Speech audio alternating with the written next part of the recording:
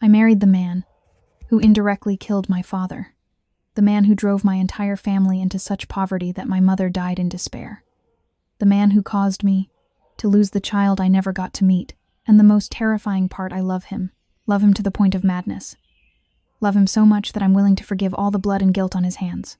My name is Sophia Harper, 32 years old, skin and bones, sleeping under bridges, trembling from hunger and cold every single night. Until that fateful night, when I curled up on a park bench thinking I was about to die from exhaustion, a man approached, looked at me with eyes full of both agony and burning intensity, and said, "I want you to be my wife. Just 6 months. After that, you'll have everything." I nodded, and from that very moment I stepped into a love story that is both breathtakingly beautiful and bone-chillingly horrifying, where love, crime, betrayal, and redemption are so tightly intertwined they can never be separated. Do you dare to hear the rest? Because this story will shatter your heart into pieces and then put it back together in ways you never imagined. Before we dive into this chilling and mysterious story, please remember to subscribe to the channel Alex Truths and like this video. Every subscription, like, and share from you is a huge spiritual gift and an incredibly profound source of motivation for the channel's growth, so we can continue bringing wonderful videos every day to everyone. There would be no greater joy than receiving your love and support through the comments you leave right below this video. Comments sharing your emotions or telling us which province or city you're living and working in while listening to this story. Alright, let's continue together and immerse ourselves in this amazing, captivating story that's filled with deep emotions. My name is Sophia Harper, and in October 2025, I was 32 years old, living on the ragged edge of nothing in the shadowed back streets of Las Vegas, Nevada. The city that promised everything to everyone had given me only cold, concrete, endless wind that cut through my thin jacket like knives and nights when sleep came in stolen fragments because fear kept my eyes open. I was thin, too thin, my ribs pressing against skin that hadn't seen proper nourishment in months. My clothes hung loose, a faded gray hoodie from a thrift store giveaway 3 winters ago, jeans worn through at the knees, and sneakers with soles flapping like defeated flags. I carried my life in a single cracked backpack, 2 changes of underwear, a toothbrush missing half its bristles, and the only photo I had left of my mother creased and soft from too many touches. Each day began the same. I woke before dawn in the narrow alley behind the old diner on Fremont Street, where I sometimes washed dishes for leftover scraps. The wind howled through the gaps between buildings, carrying the distant chime of slot machines and the smell of exhaust. My stomach growled constantly, a low, persistent ache that had become part of me. I hadn't eaten a full meal since the free soup kitchen ran out of bread 2 days earlier. My hands shook when I tried to tie my shoelaces.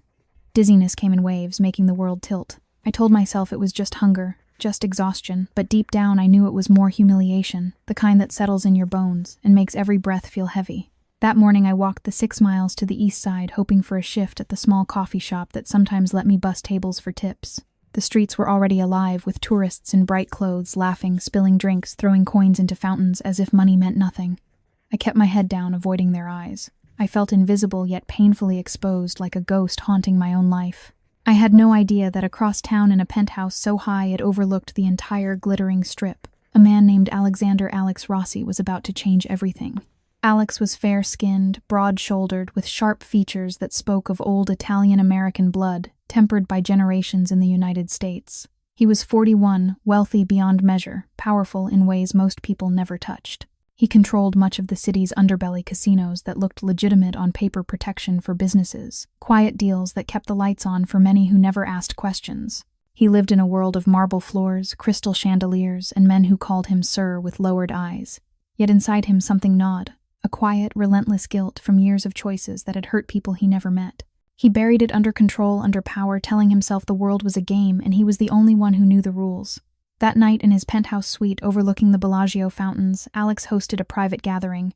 The room smelled of aged whiskey and expensive cigars. His closest associate, Marco, a man he'd known since childhood, leaned against the glass railing, smirking. "You always win, Alex," Marco said, voice low. "Businesswomen, everything. But let's see if you can win something real.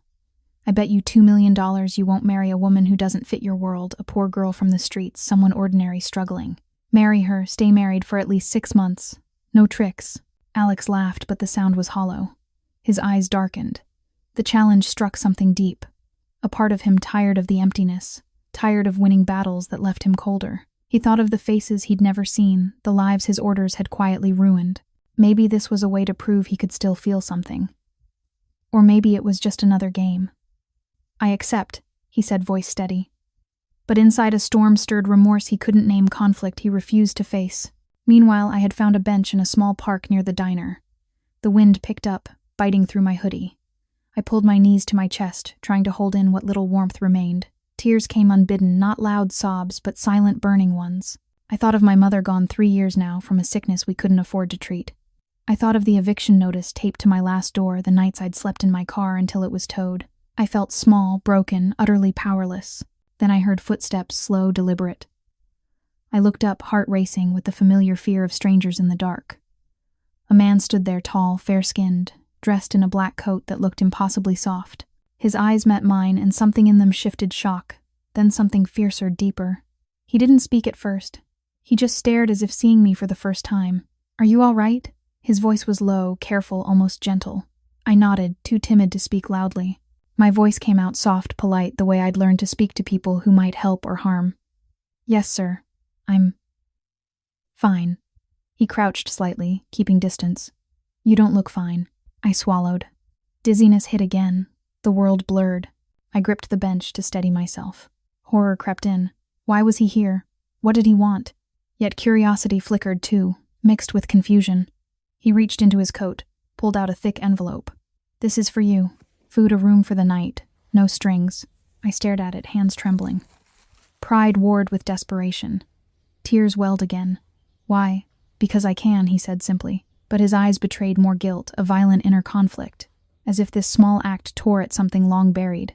I took the envelope. My fingers brushed his warm, steady. A spark jumped through me, confusing, numbing. I felt disoriented, balance lost, pain blooming in my chest, not physical, but something deeper. He helped me stand when my legs wobbled. His touch was firm, yet careful. "My name is Alex," he said. "What's yours, Sophia?" I whispered. In that moment, as the wind whipped around us, something shifted in him, fierce, overwhelming. He felt it instantly, love, sudden and intense, crashing against his walls like a wave against rock. Guilt surged. How could he feel this for someone he'd just met? Someone whose suffering mirrored the shadows he'd created. Remorse clawed at him, violent and consuming. Yet he couldn't look away. For me, it was terror and wonder tangled together. A powerful man, wealthy beyond dreams, looking at me like I mattered. My heart pounded with fear, anxiety, curiosity. I was dizzy, numb, afraid I'd fall. He drove me to a quiet hotel, not flashy, but clean, warm. He paid for the room, ordered food, real food, hot soup, bread, fruit. I ate slowly, tears falling into the bowl. He sat across from me, silent, watching with eyes full of storm. That night, as I lay in a real bed for the first time in months, wrapped in clean sheets, I cried, quiet, condensed stillness, broken by sobs. Unfairness crushed me. Why now? Why him? Why had life stripped me so bare only to dangle this? And in his penthouse, later Alex paced fists, clenched. The bet with Marco felt trivial now. This woman, thin, resilient, broken yet unbroken, had pierced him. Love burned fierce and immediate. Guilt roared louder. He who had caused so much invisible pain now wanted to protect one face of it. Conflict tore at him, violent, unrelenting. The challenge had begun not as a game, but as fate's cruel, beautiful twist, and neither of us knew how deeply it would change everything. The next morning arrived gray and merciless. I woke in the hotel room. Alex had paid for sheets so clean they felt foreign against my skin. For a long moment I lay still, afraid that if I moved, the dream would shatter. The clock on the nightstand read 7:43. October 2025 was only a few days old, but already it felt heavier than any year before. My body ached in new ways. Hunger had sharpened into something almost alive inside me, clawing at my stomach, making every breath shallow. I hadn't eaten enough the night before. Fear had stolen my appetite, even as the food sat warm and fragrant on the tray. I rose slowly, legs unsteady, head swimming. The mirror showed a stranger, hollow cheeks, dark circles like bruises, hair tangled and dull. 32 years old, and I looked like someone twice that age who had been left out in the weather too long. I dressed in the same worn hoodie and jeans, the only clothes I owned. When I opened the door to leave, a small paper bag waited on the carpet outside. Inside were a warm breakfast sandwich wrapped in foil, a large coffee, and a note in careful handwriting. "Eat. Rest. I'll be back at noon. Alex." My throat closed. Tears came fast and silent. I slid down the wall until I sat on the floor, clutching the bag to my chest. Who did this? Why? The kindness felt like a blade sharp enough to cut through the numbness I had wrapped around myself for survival. I ate slowly, each bite painful in its richness. The coffee burned my tongue, and I welcomed the pain. It reminded me I was still here. At noon exactly, the knock came firm patient. I opened the door. Alex stood there in a charcoal coat that probably cost more than I had earned in the last 5 years. His fair skin looked almost luminous against the dark fabric. His eyes found mine immediately, and something raw flashed across his face, something that made my heart stutter. "May I come in?" he asked, voice low. I stepped aside, suddenly aware of how small the room felt with him inside it. We sat at the tiny round table. He didn't sit like he owned the place. He sat like he was afraid of breaking something fragile. "I want to help you," he began. "Not charity, something more permanent, a place to stay, food, safety. In return, I ask only that you consider staying with me for 6 months. As my wife?" The words landed like stones in still water. Ripples of shock spread through me until I felt dizzy again. I stared at him. "Your wife," he nodded once. "On paper. No expectations beyond that. After 6 months, you walk away with enough money to start over. Clean. Free." My hands trembled so violently I hid them under the table. Horror rose in my throat. Confusion. Fear. And beneath it all, curiosity so sharp it hurt. Why me? My voice came out small, timid, the way I spoke to landlords, to police, to anyone who held power over whether I ate or froze that night. Alex looked away for the first time. When he looked back, his eyes were stormy. "Because I saw you last night, and I haven't been able to stop seeing you since." Inside him, the storm was worse. He had spent the night pacing marble floors, fists clenched, until his knuckles bled white. The bet with Marco had been a careless dare, another game. But Sophia, thin, guarded, yet carrying a quiet fire that refused to die, had torn through every defense he'd built over 15 years of calculated power. Love had struck him like lightning the moment he saw her on that bench, sudden, violent, consuming. And with it came guilt so ferocious it nearly doubled him over. He had ruined lives, not with his own hands but with orders given in quiet rooms. Families displaced, small businesses crushed, men and women left broken in the wake of his empire. And now fate had placed before him the living embodiment of everything he had tried not to see. He wanted to protect her, needed to. The desire burned hotter than any ambition he had ever known. Yet remorse clawed at him. How dare he touch her life when his hands were stained? How dare he want her when he had spent a lifetime taking what he wanted? He forced his voice steady. "There's no pressure. You can say no right now and I'll leave. The room is paid for another week. The money in the envelope yesterday is yours regardless." I stared at the carpet. Unreasonable, absurd unfairness crashed over me again. Here was warmth, safety, food, everything I had begged the universe for on countless freezing nights, and it came wrapped in a proposal so strange it felt like a fever dream. I thought of the nights I had slept, curled in abandoned doorways while wind sliced through my clothes. I thought of the day my last landlord changed the locks while I was at the soup kitchen, leaving me with nothing but the backpack on my back. I thought of the times men had followed me down dark streets, forcing me to run until my lungs burned and my vision grayed. And now this man, wealthy, powerful, impossibly calm, was offering me a lifeline. I lifted my eyes to his. "What happens if I say yes?" His jaw tightened. "You move into my home. You live comfortably. No one touches you. No one threatens you. Ever again." The promise landed heavy in the silence. Then came the first interruption. A sharp knock, 3 quick raps.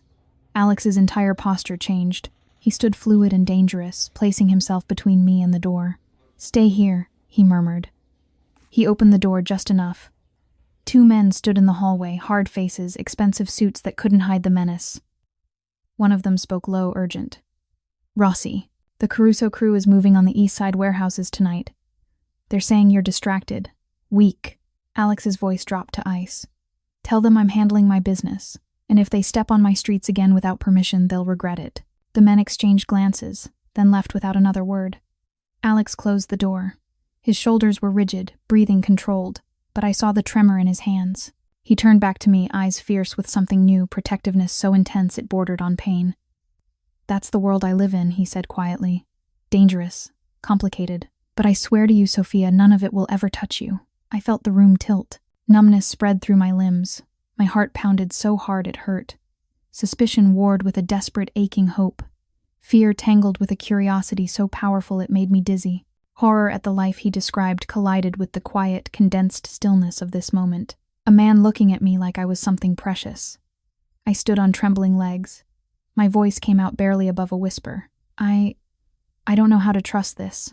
"I know," he answered, softer than I expected. "I don't expect you to.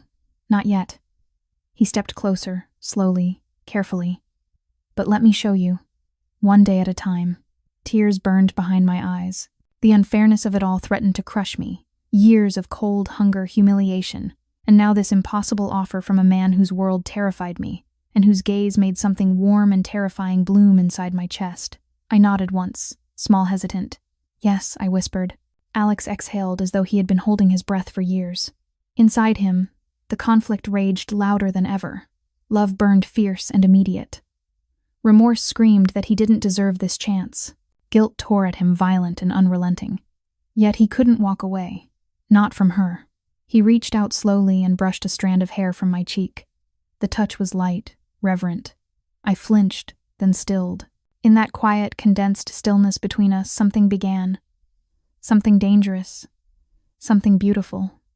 Something neither of us could stop. The days after my whispered yes passed in a haze of disbelief and quiet terror. We stood before a justice of the peace, in a small, plain room, on the edge of downtown Las Vegas on October 10th, 2025.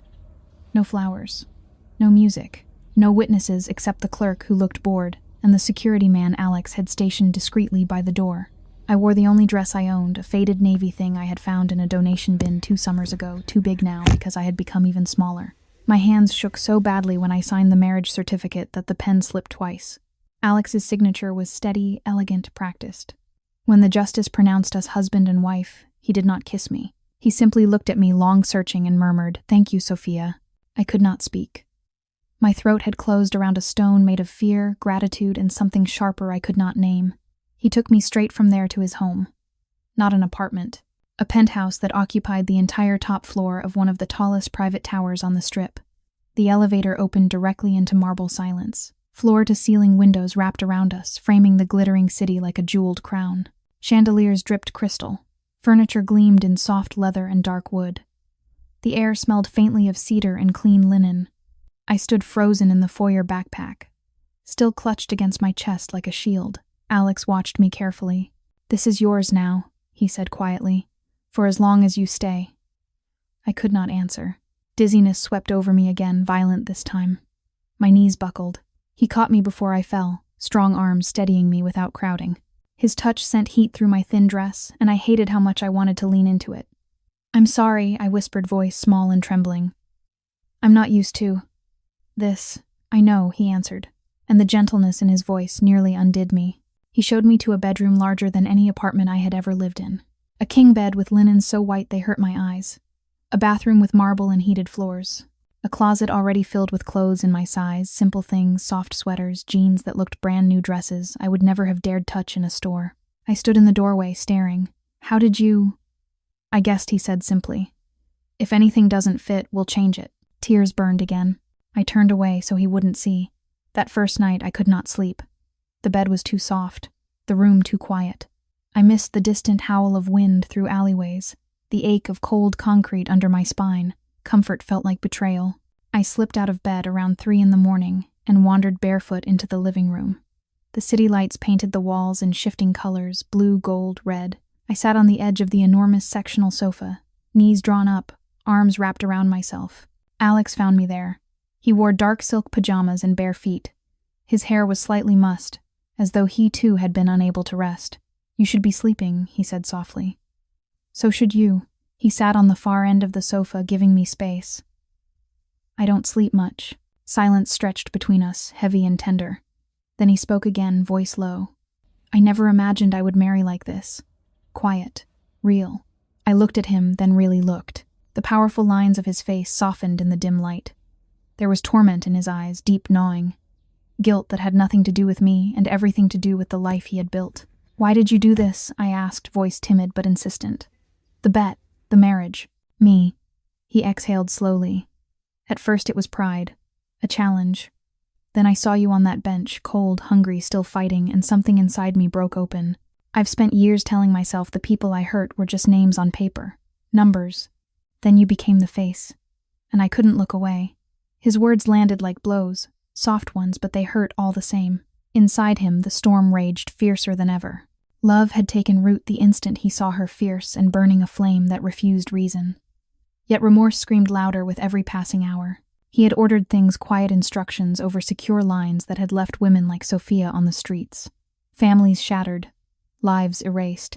How dare he now want to be her savior? How dare he crave her trust when his empire was built on the bones of people just like her? He clenched his fists against the leather.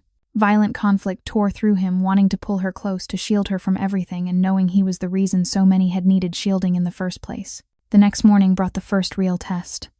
I woke to the smell of coffee, real coffee, dark and rich. Alex stood at the kitchen island, sleeves rolled up, pouring 2 mugs. I hesitated in the doorway. "Good morning," he said, offering me one. I took it with both hands. The warmth seeped into my cold fingers. "Thank you, sir." He winced. "Please." "Just Alex." I nodded, eyes down. Then the phone rang, sharp, insistent. Alex answered. His face darkened instantly. "Tell them I'm on my way," he said, voice like steel. He looked at me. "I have to handle something. Stay here. You're safe." I nodded again, small and uncertain. He left. Less than an hour later, I heard raised voices from the foyer. I crept to the hallway.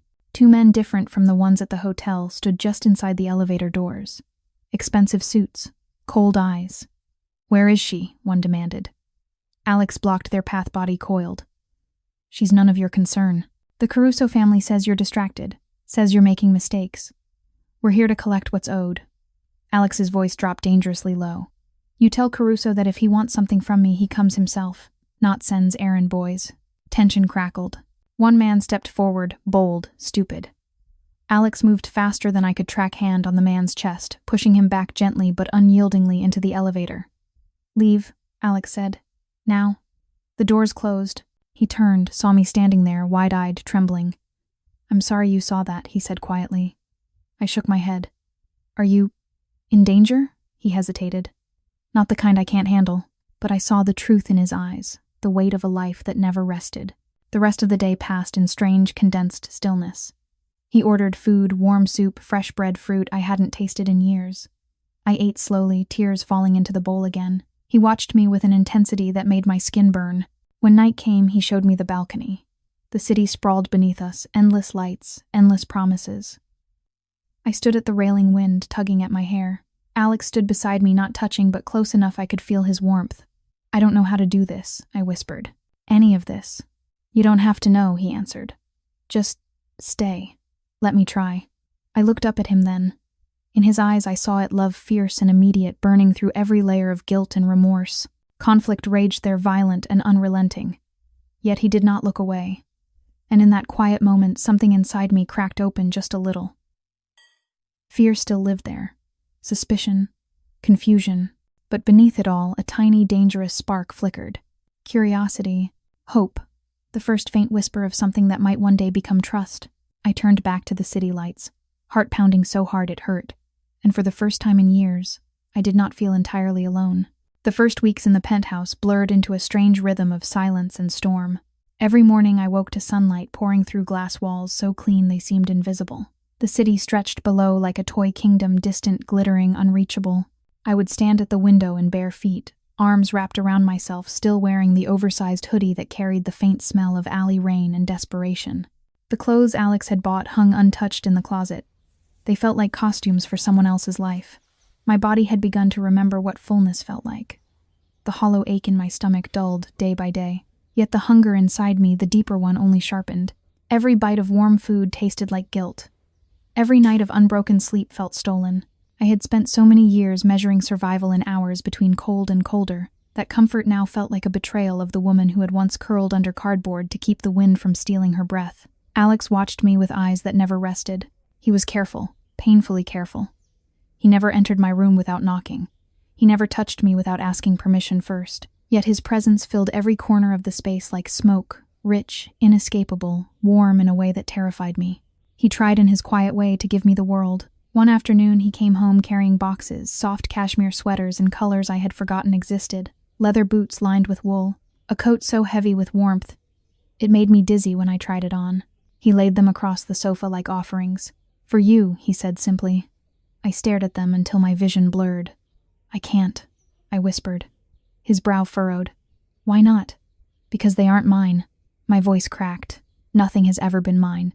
He stepped closer, slow, deliberate. "They are now." The words landed heavy. I felt the room tilt. Numbness spread through my limbs. My knees trembled.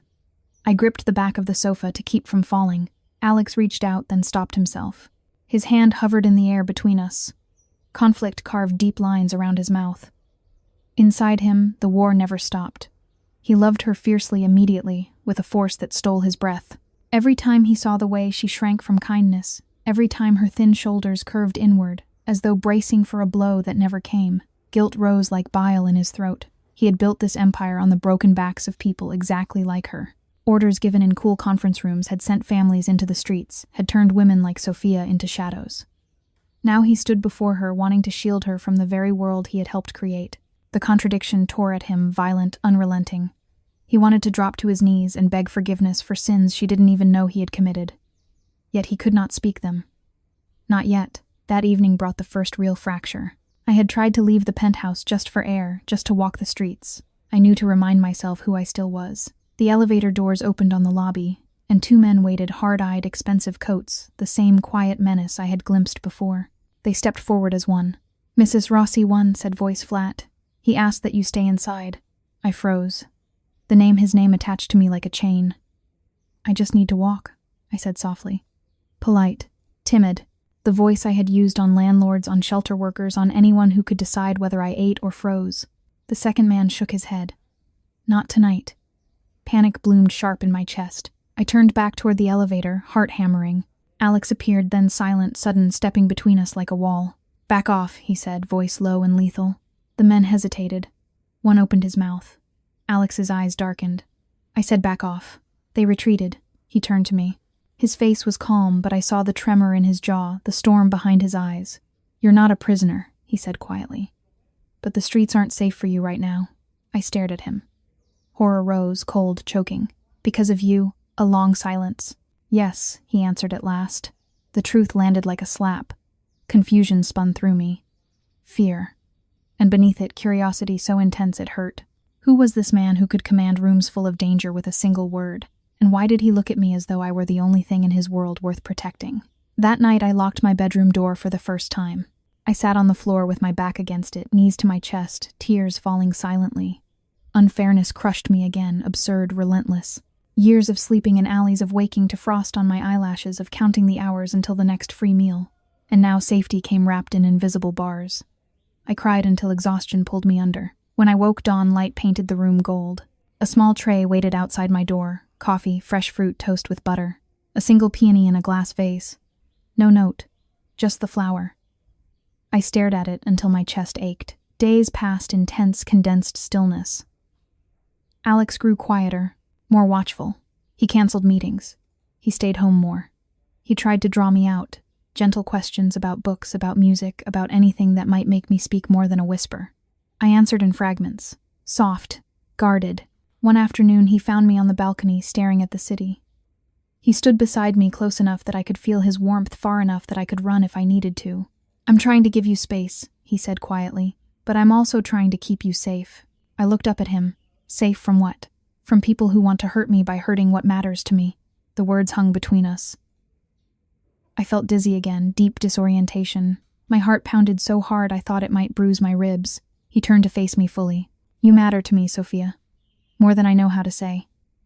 Love burned in his eyes, passionate, intense, overwhelming. It terrified me because I saw the truth of it, and because I felt the first answering spark inside my own chest, small, fragile, impossible. I stepped back. "I don't know how to be that." "I know," he said. His voice broke just a little. "I'm not asking you to be anything. Just stay."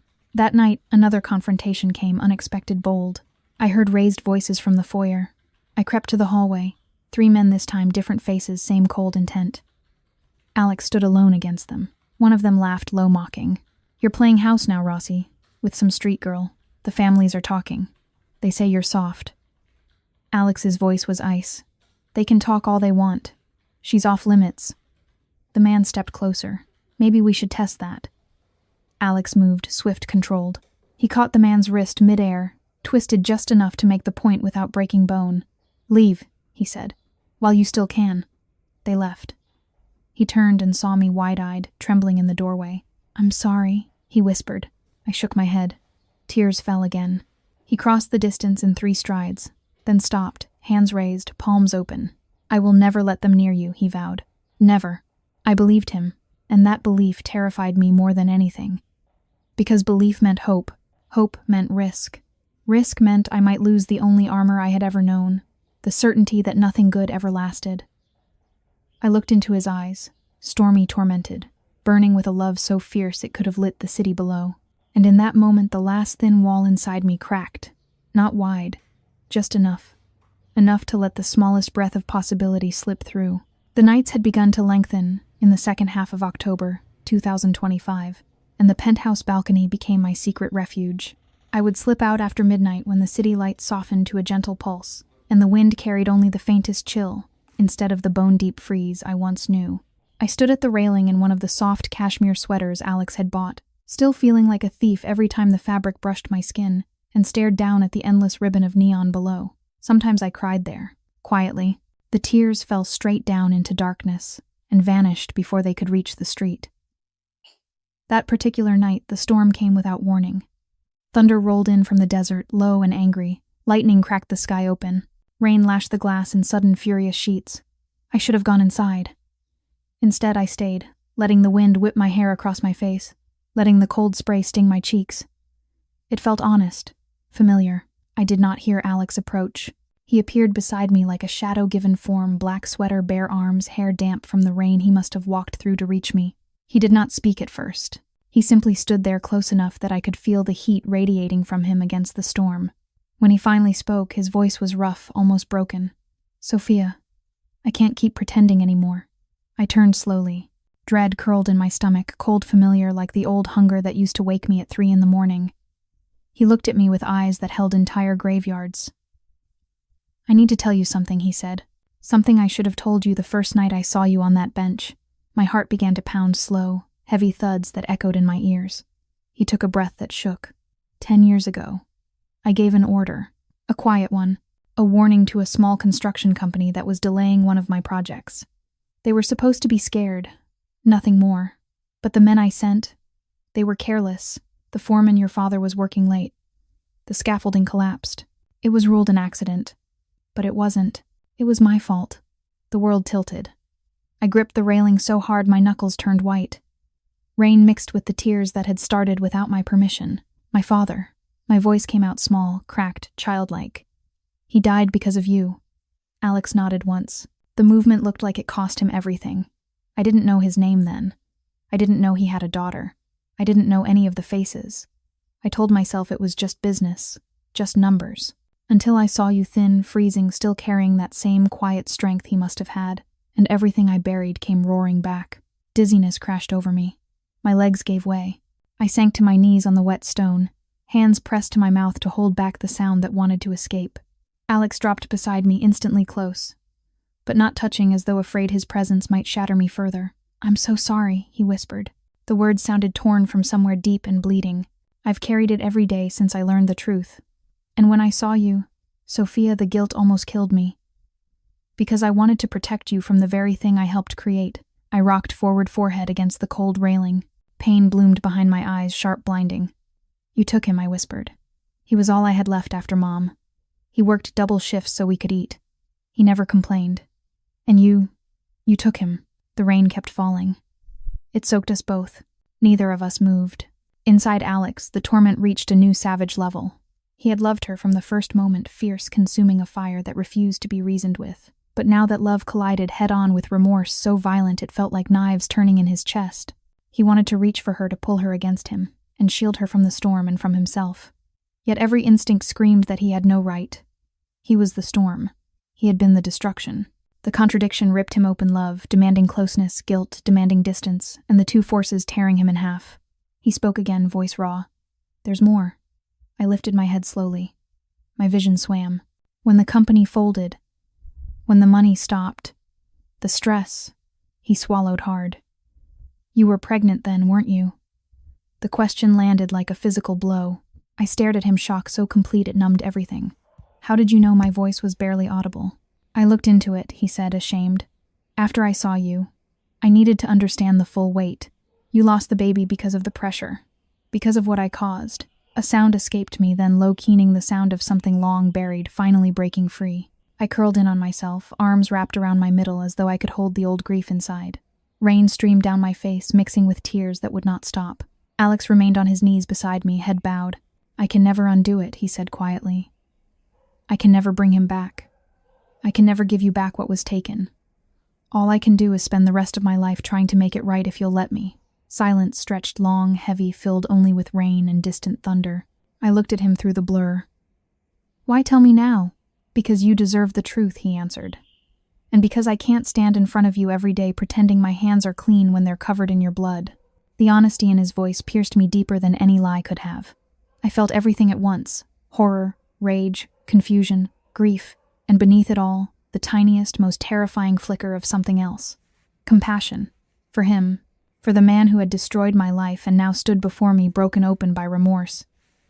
I reached out slowly, trembling, and laid my hand against his cheek. His skin was cold from the rain, wet with tears I hadn't realized he was shedding. He closed his eyes at the touch as though it burned. "I hate you," I whispered. But the words lacked force. "I know," he answered, voice cracking. "And you should." We stayed like that for a long time, two broken people kneeling in the rain on a balcony above a city that never slept. When the storm finally eased, he helped me to my feet. My legs shook. He supported me without crowding, guiding me inside. He wrapped me in a thick blanket, made hot tea with shaking hands, sat across from me on the living room floor, because neither of us could bear the formality of furniture. We did not speak again that night, but something had shifted irreversibly. The walls between us had not fallen. They had cracked wide open, and through those cracks poured everything we had both tried so long to bury: grief, guilt, remorse, love, fear, and the fragile, dangerous beginning of understanding. The rain from that night lingered in the air for days, turning the penthouse into a quiet tomb of unspoken grief. It was still the end of October 2025, and the city below had begun to glitter with early holiday lights, mocking reminders of warmth and family that felt worlds away from the cold stone in my chest. I moved through the days like a ghost in my own skin, thin and hollowed out anew by the revelation. My body, already frail from years of malnutrition, seemed to shrink further, ribs sharp against the soft fabrics Alex had provided, skin pale and stretched tight over bones that had known too many nights of empty hunger.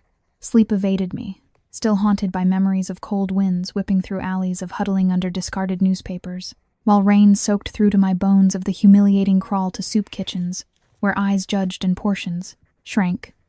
I punished him with silence, not out of cruelty, but because words felt too fragile, too likely to shatter the fragile wall I had rebuilt around my heart.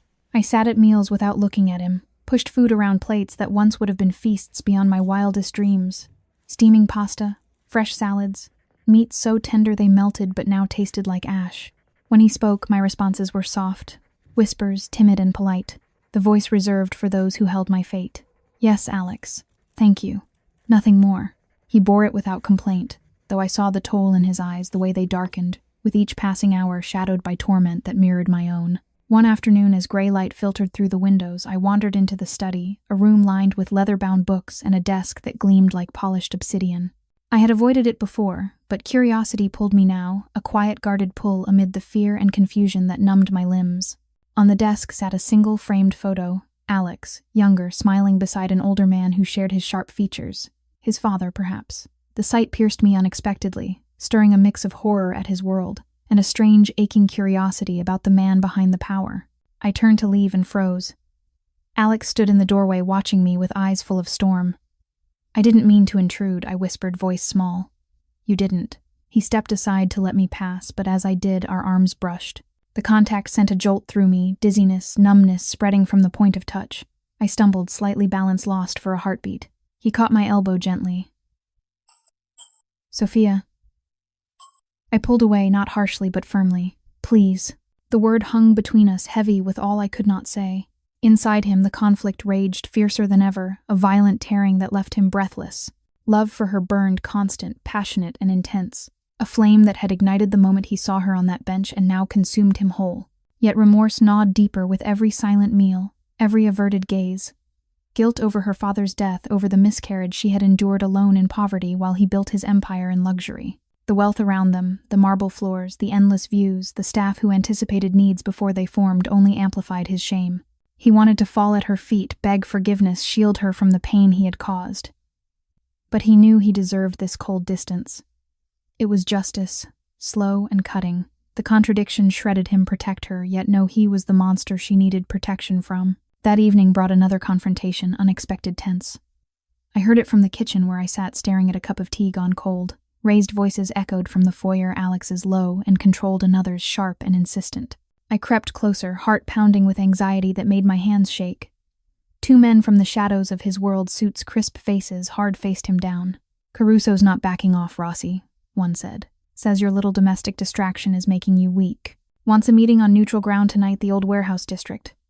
Alex's posture stiffened. "Tell Caruso I'm handling my affairs.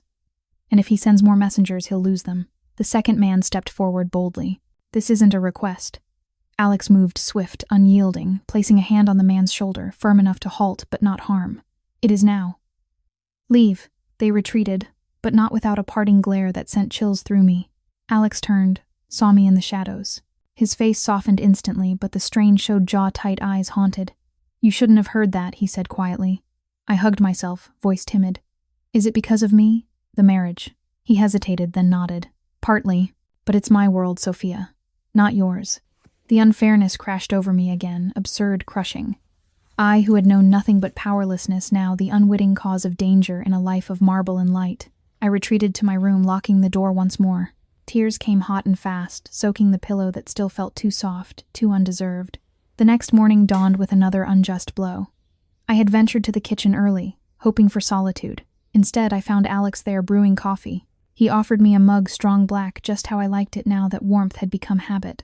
I took it, but my hands trembled so violently that hot liquid splashed over the rim, burning my fingers. He reached for a cloth instinctively. "Don't," I whispered, sharper than intended. He froze. The silence stretched, condensed, emotional, heavy with everything unsaid. Then I spoke, voice soft but laced with pain. "You act like you care. Like this," I gestured to the gleaming counters. "The view of the strip waking to another day makes up for anything." His face crumpled. "It doesn't. Nothing can." I set the mug down hard. "Then why?" "Because I love you," he said, simply, voice raw. "From the first moment. And it terrifies me, because I know I don't deserve to." The confession hung there, shocking, disorienting. My world spun. Numbness spread from my chest outward. I gripped the counter to steady myself, pain blooming behind my eyes. Love from him, the powerful man who had shattered my life, now offering his heart amid the ruins. Suspicion warred with the surge. I felt small at first, then overwhelming, passionate and intense, burning through my defenses like fire through dry tinder. I fled to the balcony, breath coming in gasps. He did not follow immediately. When he did hours later, as the sun dipped low, he carried something small, a worn stuffed bear frayed at the seams. I stared at it, confusion deepening. "My daughter," I whispered, finally the hidden truth spilling out like blood from a fresh wound. "From before?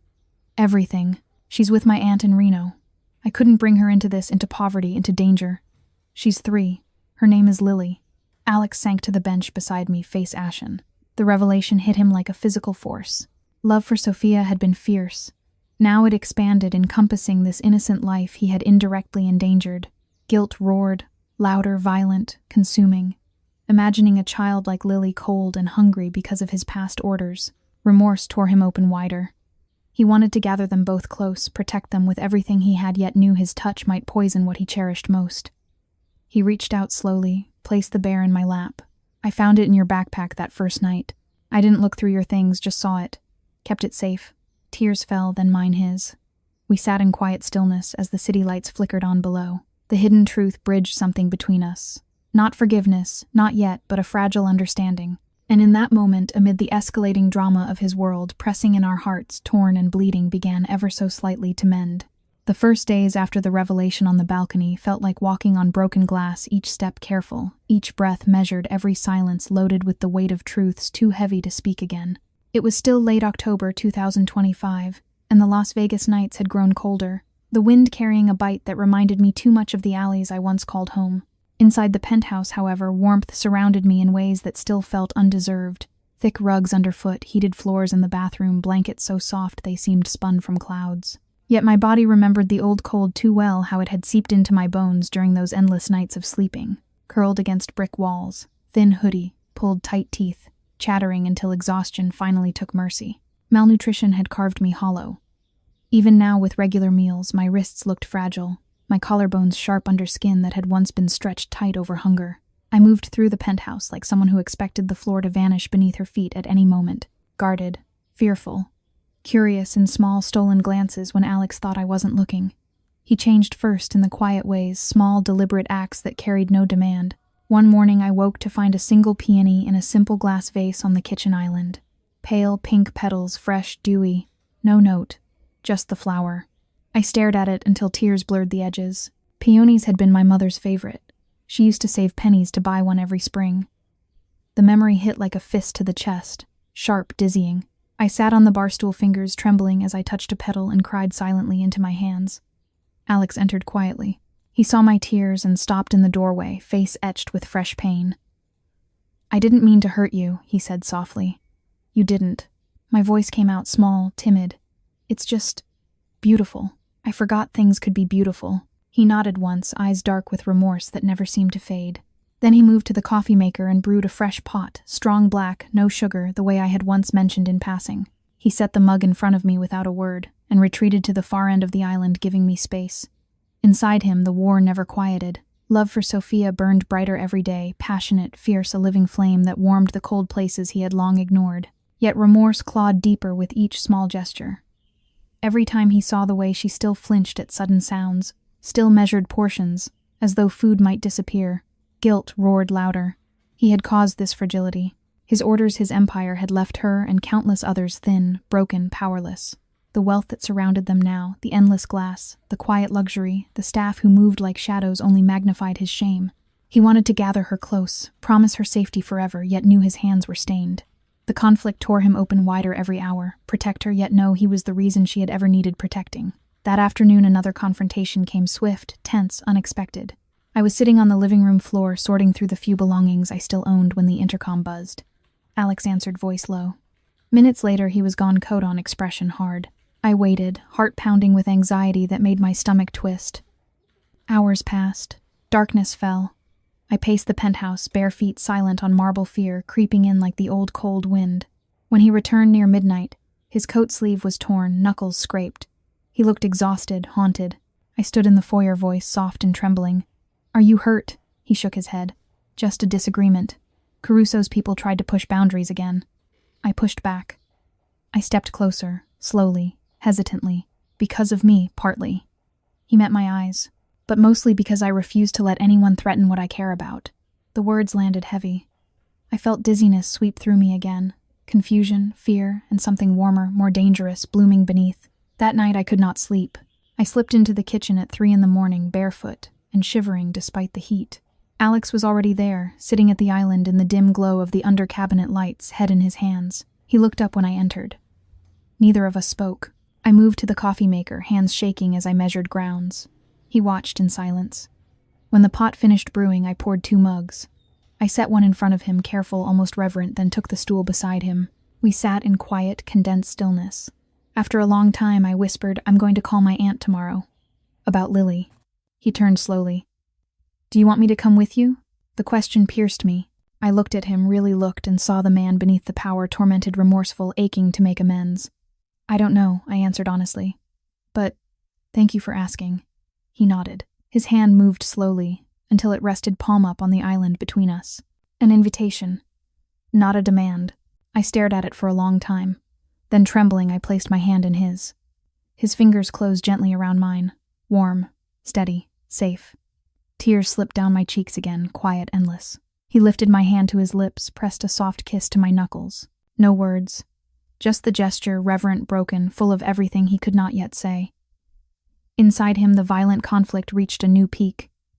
Love surged, overwhelming, burning, passionate beyond reason. He wanted to pull her into his arms, promise her the world, vow to spend every remaining day repairing what he had shattered. Yet guilt screamed that he had no right to touch her, no right to hope for forgiveness. The contradiction nearly undid him, violent, tearing, relentless. But her hand in his felt like the first breath after drowning. The next morning, he canceled every meeting. He spent the day quietly making breakfast, simple eggs and toast, nothing extravagant, leaving fresh peonies on the counter, watching cartoons with me when I turned on the television just to fill the silence. In the afternoon, he drove me to a small park on the edge of the city, neutral ground, open, safe. We walked slowly along the path, hands not quite touching. "I've started making calls," he said quietly, "to families my decisions hurt.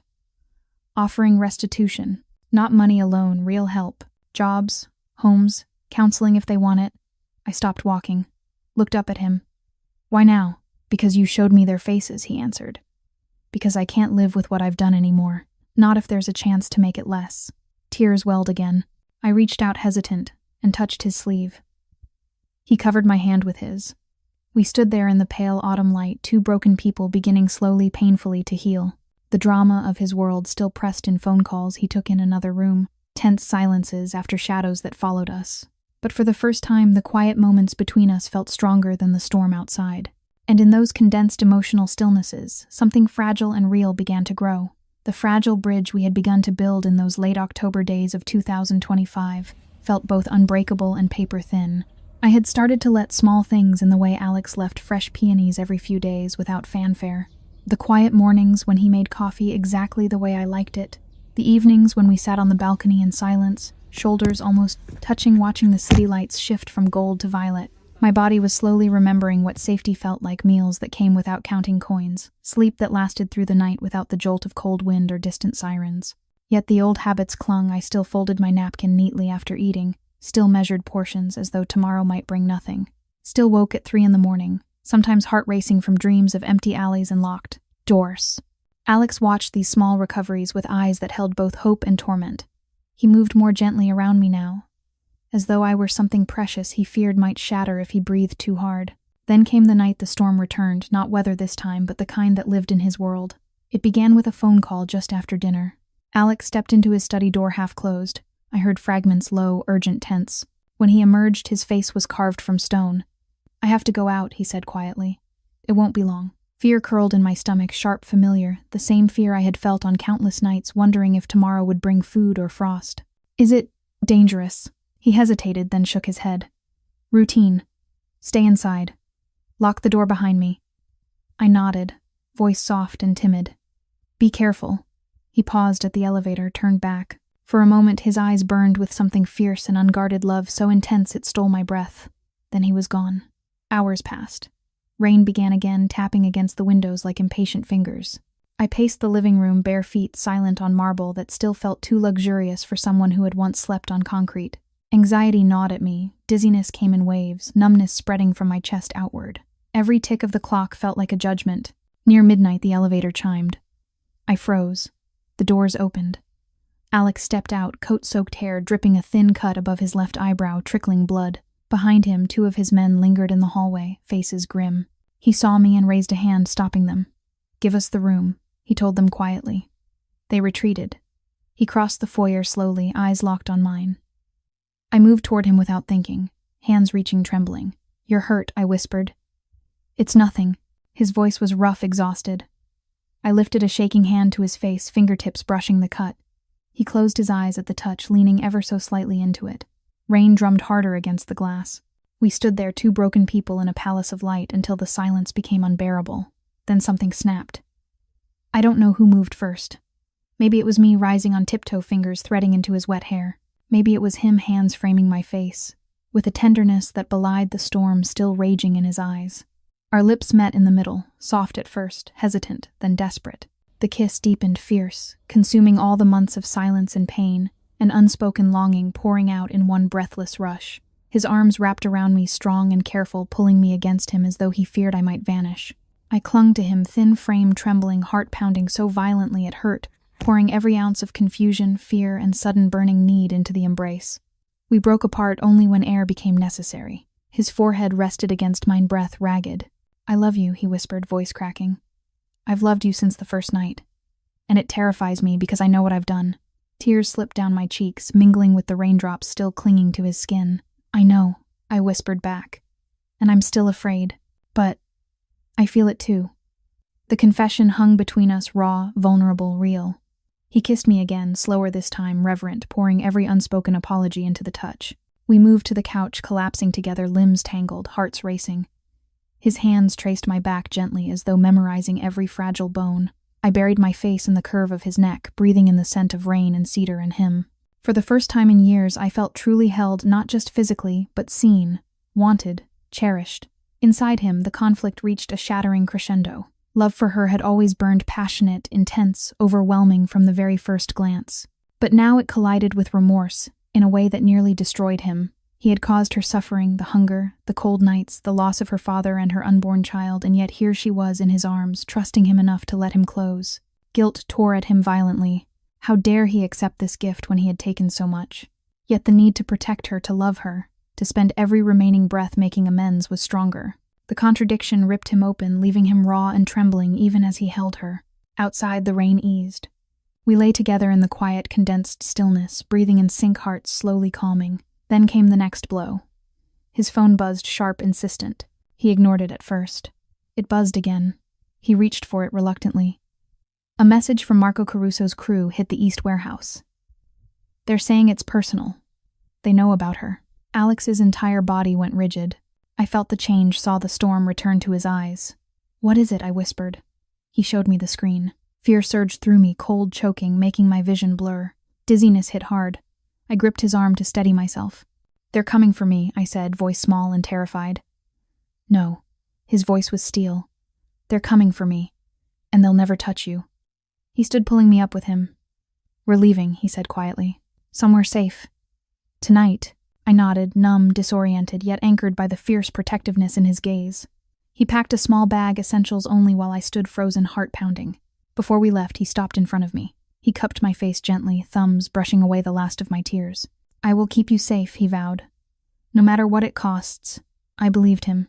Because in that moment, amid the escalating danger, the unfairness of a world that punished me for simply existing, the violent tearing of both our hearts, I felt the overwhelming surge of love for him too.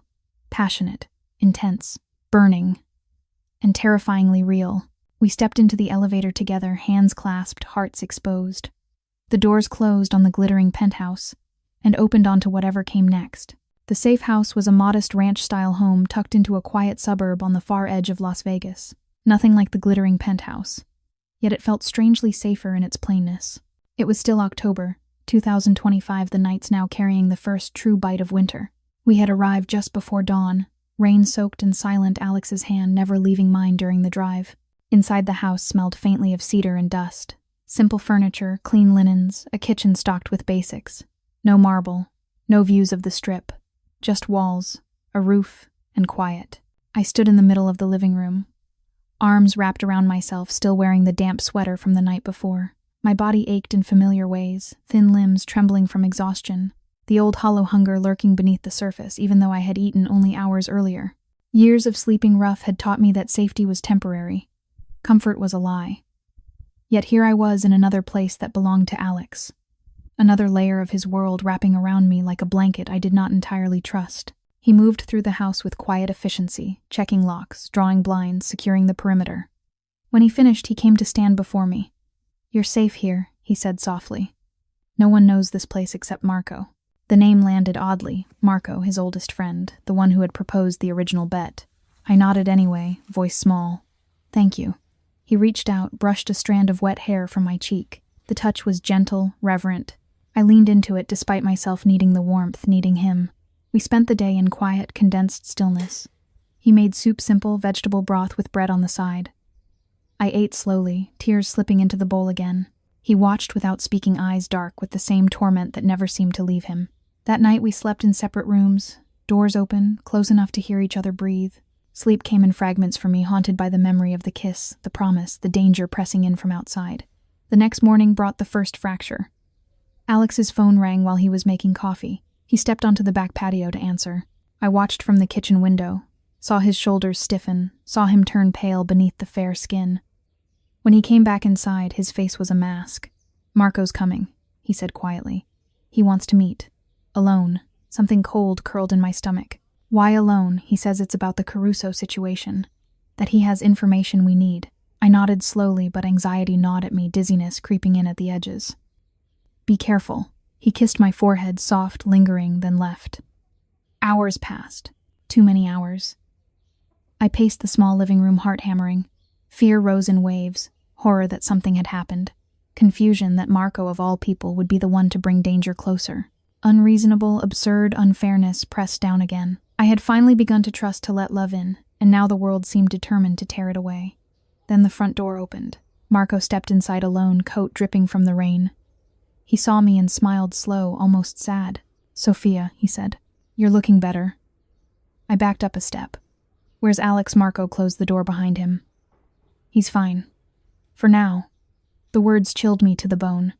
He stepped closer. "Sit down. We need to talk." I didn't move. Marco sighed. "You think this was all real? The bet, the marriage, the sudden love." He laughed softly, bitter. "It started as my idea, yes. But the moment I saw how much he cared, I knew I had my opening." Confusion spun through me, numbness spreading from my chest outward. "What are you saying? I've been working with Caruso for months," he said calmly. "Alex has grown soft, distracted. The families want to change. And you," he gestured toward me, "you're the perfect leverage." Horror crashed over me, violent, suffocating. My legs gave way. I sank onto the couch, hands trembling so hard they hurt. Marco crouched in front of me. "I'm not going to hurt you. Not if you cooperate. But Lily, your little girl, she's vulnerable. Reno isn't that far. A phone call and she disappears." The threat landed like a physical blow. Tears streamed down my face, silent, endless. "Please," I whispered, voice small and broken. "Not her." Marco stood, then helped me bring Alex down, quietly. "He trusts you now. One word from you, one moment of hesitation, and we end this without blood." I stared at him, shock so complete it numbed everything. Then the back door burst open. Alex stormed in, face thunderous, eyes blazing. "Marco Spoon." For a heartbeat, time froze. Alex's gaze found mine, saw the tears, the terror, and something inside him shattered. He moved fast, controlled, placing himself between me and Marco. "You son of a..." Alex's voice was low, lethal. "You used her. Used Lily. Used me." Marco raised his hands. "It's business, Alex. Nothing personal." Alex stepped closer. "It's very personal." Tension crackled, electric, dangerous. Marco backed toward the door. "You can't win this one. The families are moving. You're finished." Alex's voice dropped to ice. "Get out. And if you ever come near her or her daughter again, I will end you." Marco hesitated, then slipped out into the rain. The door closed. Silence fell heavy, suffocating. Alex turned to me slowly, carefully. I was shaking so violently I could barely breathe. Dizziness overwhelmed me. The room tilted. I clutched the couch to stay upright. He crossed the distance in 2 strides, dropped to his knees in front of me. "Sophia." His voice broke. "I didn't know. I swear I didn't know." I looked into his eyes, saw the raw devastation there, the guilt, the love, the violent conflict tearing him apart. He had trusted Marco his entire life. And now that trust lay in ruins because of me, because of the danger his world had brought to my door. Tears fell harder. He said, "Lily." Alex cupped my face gently. "She's safe. I already have people watching her, good people loyal to me, not him." I moved them the moment I suspected something was wrong. Relief crashed through me, mixed with fresh horror. "You knew I suspected," he admitted. "But I never imagined this." The confession hung between us. Then he pulled me into his arms, strong, careful, trembling. I clung to him, thin frame, shaking, heart pounding against his. "I'm so sorry," he whispered into my hair. "For everything. For the danger. For bringing you into this." I pulled back just enough to look at him. In his eyes I saw it all, the torment, the remorse, the love that had never wavered. And in that moment, amid the betrayal, the fear, the escalating storm, I made my choice. "I love you," I whispered. "Even now, even after everything." His breath caught. He kissed me, desperate, fierce, pouring every shattered piece of himself into the touch. We held each other there on the living room floor, 2 broken souls clinging to the only thing that still felt real. Outside, the rain fell harder. Inside, something unbreakable began to form. The safe house felt smaller after Marco's betrayal, walls closing in, air thicker, every shadow carrying the echo of his parting words. It was still the last week of October, 2025. The rain never seeming to stop, drumming relentlessly against the roof, like a heartbeat that refused to calm. I sat on the edge of the narrow bed in the spare room, knees drawn to my chest, arms wrapped tight around them. My body had begun to fill out slightly, cheeks, less hollow, wrists, less sharp, but the old fragility remained. I could still feel the ghost of hunger in my bones. The memory of nights spent shivering under thin layers of cardboard while wind sliced through every seam of my clothing. The humiliation of begging for scraps at soup kitchens, of hiding tears when portions ran short of waking, with frost on my eyelashes. These things did not vanish, simply because the mirror now showed a woman who looked almost human. Again. Alex had not left my side since the confrontation. He sat across from me now on the floor, back against the wall, knees bent, eyes never leaving my face. The cut above his eyebrow had scabbed over a thin, dark line that made him look both dangerous and heartbreakingly vulnerable. Neither of us had spoken much since Marco walked out into the rain. The silence stretched, condensed heavy with everything we had not yet said. Finally, I whispered, "What happens now?" He exhaled slowly, as though the question had been waiting inside him for years. "I end it," he said quietly. "All of it. The deals, the power, the families. I walk away." I stared at him, shock so complete it numbed my lips. "You can't. They'll never let you." "They will," he answered, voice steady despite the storm in his eyes. "Because I'm going to give them everything they want except you. Except Lily. Except the chance to hurt anyone else because of me." Tears welled again, hot, sudden burning trails down my cheeks. "Why?" My voice cracked. "Why give up everything?" He looked at me then, really looked, and the rawness in his gaze stole what little breath I had left. "Because everything I built is ash compared to you," he said. "I've spent my life taking, controlling, destroying. And the moment I saw you on that bench, thin, freezing, still carrying that unbreakable light, I understood what I'd done. Not just to your father, not just to you, to dozens, hundreds, lives I never had to see. I can't live with it anymore, not if it means losing you." His words landed like blows, soft, devastating, shattering every remaining defense I had. Inside him, the conflict reached its most violent peak yet. Love for Sophia had always consumed him, passionate, intense, burning from the first frozen night. But now it warred openly, with remorse so ferocious, it felt like knives twisting in his chest. He had caused her suffering, the hunger, the cold, the loss of her father, the miscarriage, the years of humiliation and powerlessness. His wealth, the penthouse, the security, the endless resources had only magnified the injustice. How dare he offer her love when his hands were stained with the blood of her past? How dare he hope for forgiveness, when he had taken so much, yet the need to protect her, to shield Lily, to become someone worthy of the trust she had begun to give him? It was stronger than guilt, stronger than fear, stronger than the empire he had built. He reached for me slowly, palms open. I stared at his hands for a long moment. Then I moved.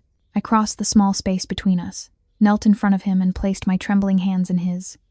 The moment our fingers touched something inside, both of us broke open. He pulled me gently into his lap. I went willingly, thin frame curling against his chest, face buried in the curve of his neck. His arms wrapped around me, strong, careful, trembling with the force of everything he felt. "I love you," he whispered against my hair. "More than anything. More than power. More than life." Tears soaked his shirt. "Mine. Ours. I love you too," I answered, voice small at first, then stronger. "Even when I hated you. Even when I was terrified. I love you." He tilted my chin up. Our lips met slow, reverent, then desperate. The kiss deepened, fierce, consuming every month of pain and silence and longing, pouring out in breathless waves. His hands framed my face, thumbs brushing away tears even as new ones fell. I clung to him, fingers digging into his shoulders, needing to feel solid ground in the storm. We kissed until air became necessary, then rested foreheads together, breathing hard, hearts racing in sync. "I want to marry you again," he said quietly. "Not because of any bet, not because of obligation. Because I want forever. With you. With Lily. With whatever children come after." The words pierced me deep, aching, beautiful. Tears slipped down again. "I want that too," I whispered. He kissed me once more, gentle this time, full of promise. Then the phone rang, sharp, jarring. Alex tensed. He answered on speaker voice, hard. It was one of his loyal men. "Boss, Caruso's crew is moving on the old warehouse district. They think you're weak. They're coming hard." Alex's jaw tightened. "Tell them I'm coming," he said. "And tell them this ends tonight." He hung up. I stared at him, fear surging again. "You're going, I have to end it," he said. "So we can start." I shook my head, tears falling faster. "Don't, please." He cupped my face. "I'm coming back to you. I swear it." Then he kissed me deep, desperate, pouring every ounce of love and promise into the touch. When he pulled away, his eyes burned with resolve.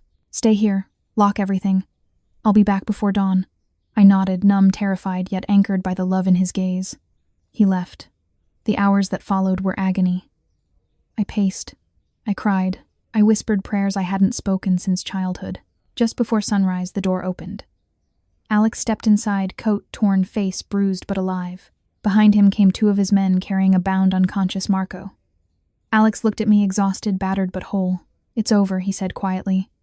Caruso backed down. "The families know I'm done. They won't touch us again."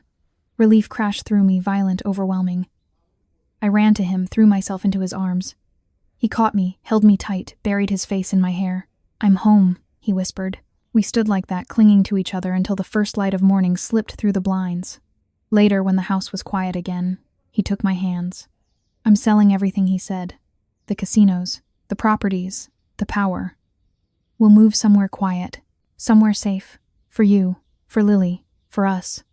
Tears fell again, happy ones this time. And then he continued, voice soft, "I want to marry you. Again, properly, in front of people who love us. With Lily as our flower girl?" I smiled through the tears. "Yes," I whispered. And in that moment, after betrayal, after danger, after every tear and every unfair blow life had dealt, I felt the overwhelming surge of love for him return tenfold. Passionate, intense, burning, and finally free. The first days of November 2025 arrived quietly, carrying the faint scent of desert sage and the promise of something new. The safe house had become our temporary sanctuary, but Alex wasted no time turning promises into action. He sold off the glittering pieces of his old life one by one. The casinos, the high-rise offices, the private jets that once carried him above the city, like a king surveying his kingdom. Each transaction was a deliberate cut, severing the ties that had once defined him. The money did not vanish into luxury. It flowed instead toward quiet, unseen places. Rebuilding small businesses crushed years earlier. Funding shelters for those who still slept under cold wind. Offering scholarships to children who might otherwise grow up knowing only another. Hunger. I watched it all from the edge of the small kitchen table, still thin, still carrying the faint tremor in my hands that years of deprivation had etched into muscle memory. My body remembered too well the nights of sleeping curled against brick coat pulled tight, wind slipping through every seam to steal warmth and hope. The humiliation of standing in endless lines at soup kitchens accepting half portions with downcast eyes, of waking each dawn with the same hollow ache in my stomach. It did not disappear overnight. Yet here I sat, wrapped in a simple wool cardigan Alex had chosen, because it reminded him of the color of my eyes, drinking coffee he brewed every morning without being asked. One afternoon, he came home carrying a small velvet box. He set it on the table between us, hands steady but eyes uncertain. "Open it," he said softly. Inside lay 2 simple gold bands, plain, unadorned, exactly the same size. "I don't want another courthouse wedding," he said. "I want us to stand in front of the people who matter, your Aunt Lily, the few friends who stayed loyal and promise forever. No cameras, no spectacle, just truth." Tears welled without warning. I reached across the table and took his hand. "Yes," I whispered. The ceremony happened 2 weeks later in the backyard of the safe house under a simple wooden arbor draped with white peonies. Lily, my little girl, finally safe in my arms, ran barefoot across the grass, scattering petals with giggles that sounded like music after so much silence. My aunt stood beside me, tears shining in her eyes. A handful of Alex's former men, those who had chosen loyalty over power, stood quietly at the edges, witnesses to a transformation none of them had expected. Alex wore a plain, dark suit. I wore a soft cream dress that fell just below my knees, nothing extravagant, just comfortable, honest. We held hands in front of the small gathering voices, steady despite the emotion that threatened to overwhelm us. "I, Alexander Rossi," he began, "promise to love you, Sophia Harper, in every season, through every storm and every sunrise. I promise to protect you not with power but with honesty. I promise to spend every day earning the trust you've given me, and to never again let my past harm your future." When it was my turn, my voice trembled only once. "I, Sophia Harper, promise to love you, Alexander, not for what you have, but for who you are becoming. I promise to stand beside you, to hold your hand when guilt tries to pull you under, to remind you that redemption is real. I promise forever, because love doesn't see skin color, doesn't measure wealth against poverty, doesn't bend to circumstance. Love simply is." We exchanged rings. We kissed slow, deep, full of everything we had survived. Lily ran between us, throwing her arms around, our legs laughing. And in that moment, surrounded by ordinary people and ordinary light, something extraordinary settled into place.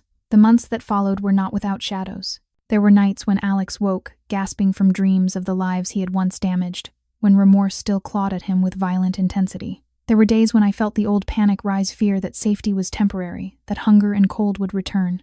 But we faced them together, quiet conversations at 3 a.m, hands clasped, tears, shared forgiveness given and received again and again. We moved to a small house on the outskirts of a quiet town outside Las Vegas. Nothing grand, just a yard for Lily, a porch swing windows that let in morning light. Alex took up work as a consultant, helping small businesses rebuild, sharing knowledge he had once used to dominate, now using it to lift others. I began volunteering at local shelters, sitting with women who still knew the cold wind intimately, offering the one thing I had always carried: hope. Love between us grew fiercer with time, passionate arguments followed by even fiercer reconciliations. Nights spent wrapped in each other's arms, mornings waking to the sound of Lily's laughter. It was not perfect. It was real, and in its realness we found something deeper than any empire could offer. Knowledge is the first step toward healing old wounds. Knowledge allows us to see the humanity in others. Knowledge helps us understand that no one is beyond redemption. Knowledge teaches us compassion even when pain still lingers. Knowledge reminds us that change begins within.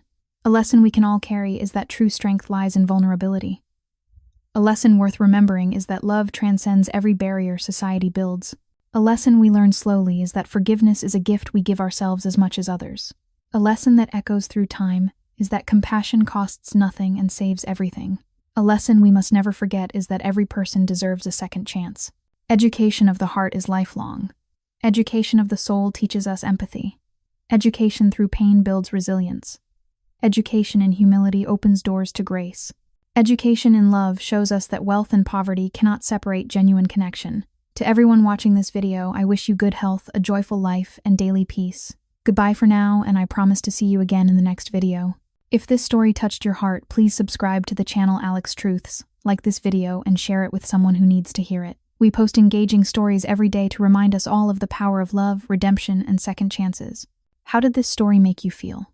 Does it connect to something real in your own life? Please leave your thoughts in the comments. I read every one, and truly want to hear the emotions from deep within your hearts. Until next time. Disclaimer: all stories on this channel are fictional and created solely for entertainment purposes. Any resemblance to real people, events, or places is purely coincidental.